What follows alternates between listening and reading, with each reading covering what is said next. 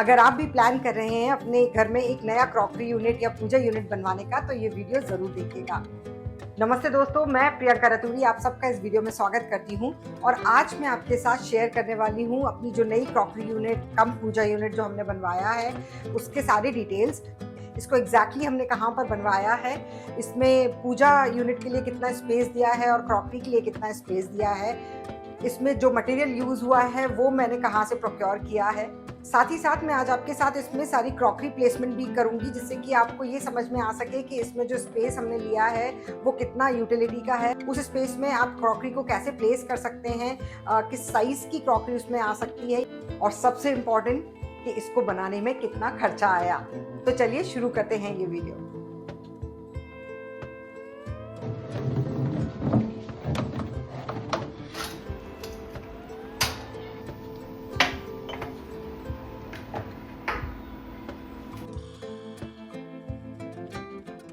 तो काफ़ी सारा रिसर्च करने के बाद और बहुत सारा ब्रेनस्टॉर्मिंग करने के बाद पहले मैंने ये डिज़ाइन का एक रफ स्केच बनाया पेपर पे।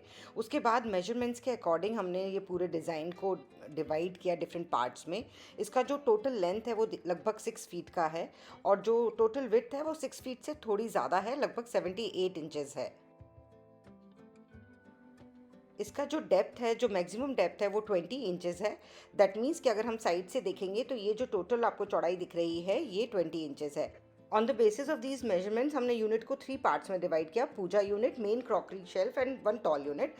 जो पूजा यूनिट है उसके सारे मेजरमेंट्स मैंने नीचे दिए हैं और डिस्क्रिप्शन में भी डिटेल्स दे दूंगी।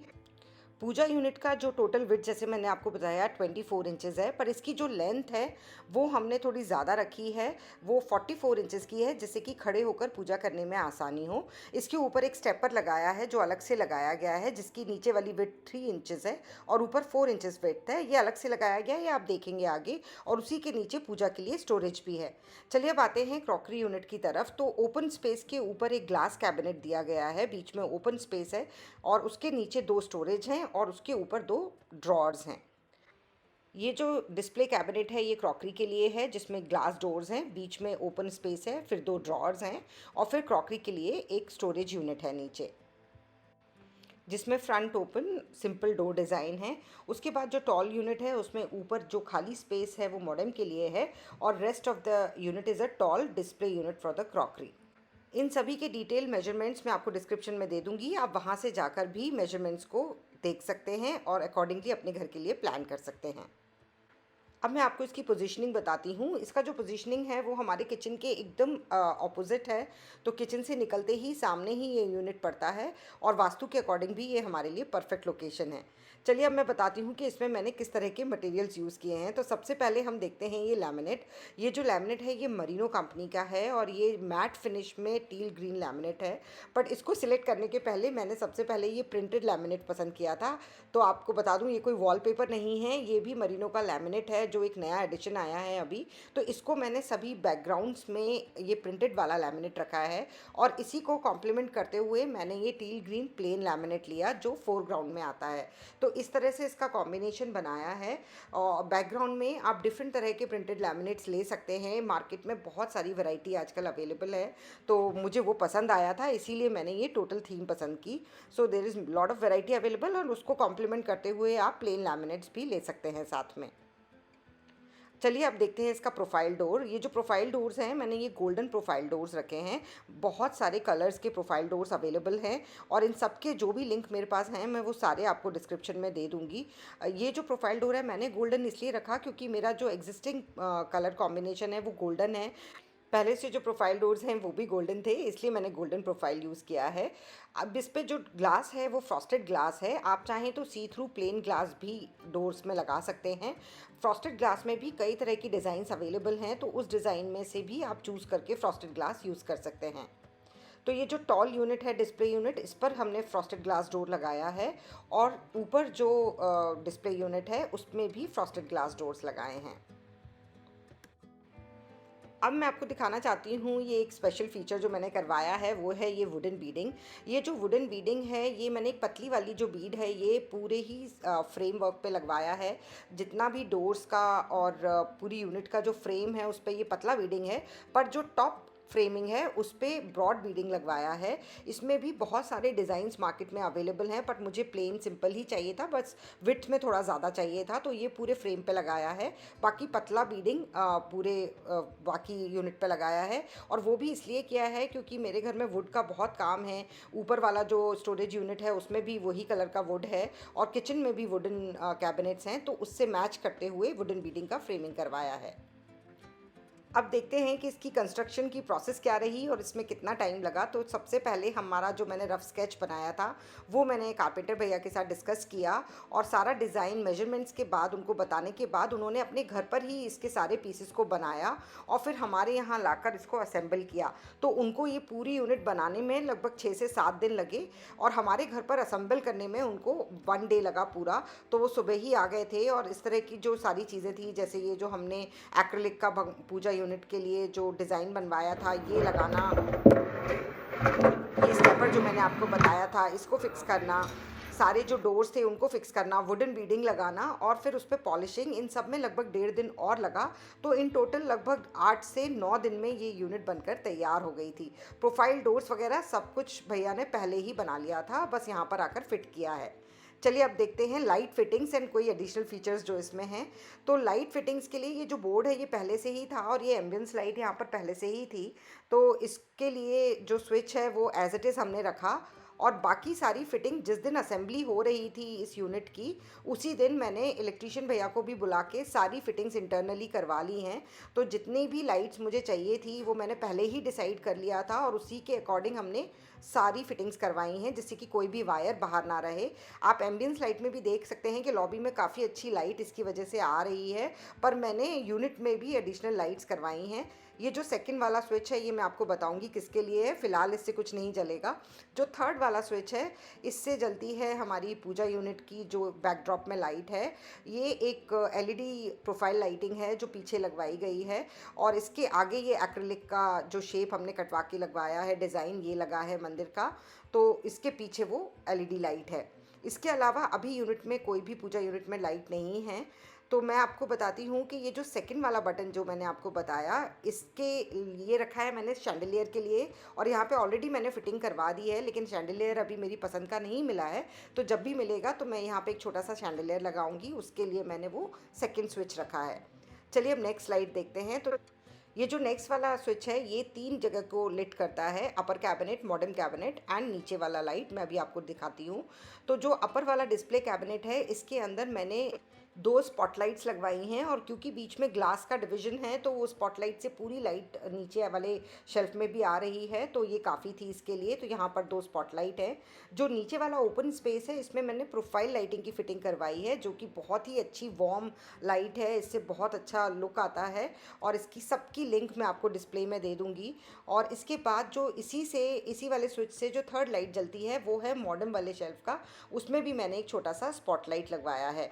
चलिए अब देखते हैं नेक्स्ट स्विच। जो नेक्स्ट लास्ट स्विच है लाइट का, उससे हमारी टॉल यूनिट जो क्रॉकरी की डिस्प्ले यूनिट है उसकी लाइट, और जो एक ऑलरेडी पहले से वहाँ पर छोटी सी स्पॉटलाइट थी, वो दोनों जलते हैं इस लास्ट वाले स्विच से।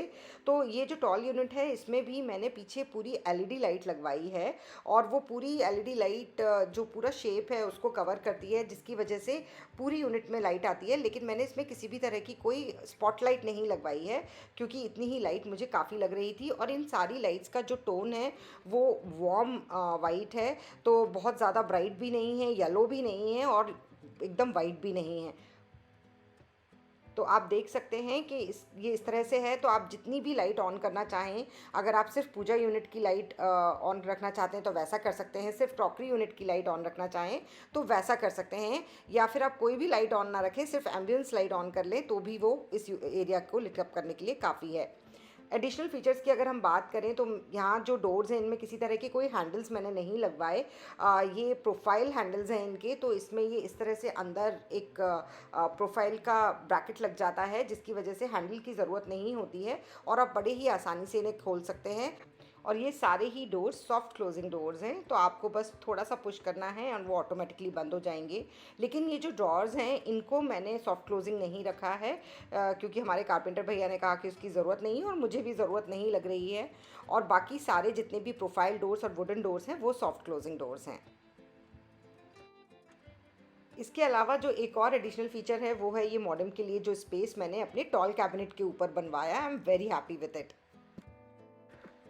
चलिए अब हम सबसे इम्पॉर्टेंट चीज़ की बात करते हैं कि इसमें खर्चा कितना आया। अगर हम खर्चे की बात करें तो मटेरियल और लेबर का कॉस्ट लगभग 48,000 था। लाइट एंड हार्डवेयर अराउंड 4,000 के थे और जो वुड पॉलिशिंग मैंने की करवाई वो लगभग 2,000 की थी। टोटल 54,000 का खर्चा आया। लेकिन आप लैमिनेट को अगर आप अलग तरह का लैमिनेट लेते हैं, प्लेन ही लेते हैं, तो आपकी कॉस्ट कम हो सकती है। वुडन बीडिंग करवाने की बहुत ज़्यादा ज़रूरत नहीं है। अगर आप नहीं भी कराएंगे तो भी ये बहुत अच्छा लगेगा और इससे भी सब्सटेंशियल अमाउंट आपकी टोटल कॉस्ट में से कम हो जाएगा, क्योंकि एक तो मटेरियल में कम होगा, लेबर में कम होगा और पॉलिशिंग का खर्चा भी कम हो जाएगा। तो दोस्तों अब टाइम आ गया है इस यूनिट का पूरा टूर करने का, जिससे कि आपको ये क्लैरिटी भी आ जाए कि इसमें जो स्पेस है वो एक्चुअली यूटिलिटी की है या नहीं। आप डिस्प्ले में कितनी क्रॉकरी को डिस्प्ले में रख सकते हैं, कितनी स्टोरेज को आप कैसे यूटिलाइज़ कर सकते हैं, ये सारे डिटेल्स अब हम इसमें देखेंगे।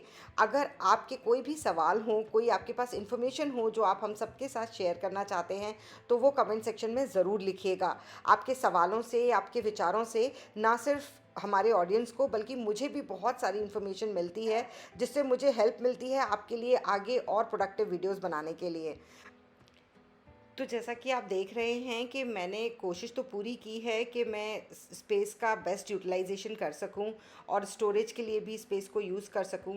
ये जो टॉल यूनिट है इसमें मैंने 5 सेक्शंस रखे हैं जो ग्लास से डिवाइडेड हैं और लास्ट वाला जो शेल्फ है वो थोड़ा बड़ा है, टॉल है, जिससे कि टॉल क्रॉकरी उसमें कोई आ सके।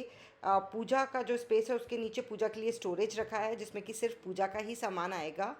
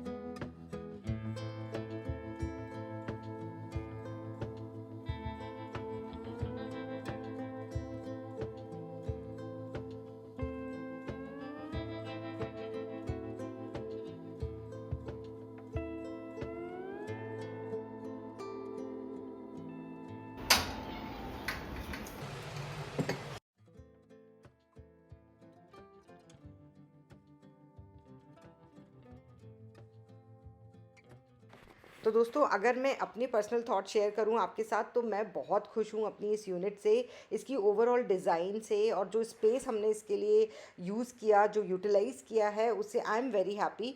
हाँ, एक चीज़ मुझे लगी कि शायद मेरा जो मंदिर का स्पेस है वो थोड़ा सा और मैं चौड़ा कर सकती थी, लेकिन अभी जो करेंटली मेरे पास भगवान है उसके अकॉर्डिंग वो स्पेस परफेक्ट है। और जो मॉडर्न के लिए मैंने स्पेस बनवाया उससे मैं बहुत ज़्यादा खुश हूँ, क्योंकि मैं शुरू में बहुत डाउटफुल थी कि वो ऐसा खुला हुआ शेल्फ ऊपर अच्छा लगेगा या नहीं, but actually turn out to be looking very nice. Overall I am very happy with the cabinet. पर आपके क्या विचार हैं ये ज़रूर शेयर करिएगा, क्योंकि वो बहुत ज़्यादा इंपॉर्टेंट है। उससे ना सिर्फ मुझे और हमारे ऑडियंस को भी बहुत सारी जानकारी मिलती है, हेल्प मिलती है जब वो अपने घर में कोई फर्नीचर डिज़ाइन कर रहे हों।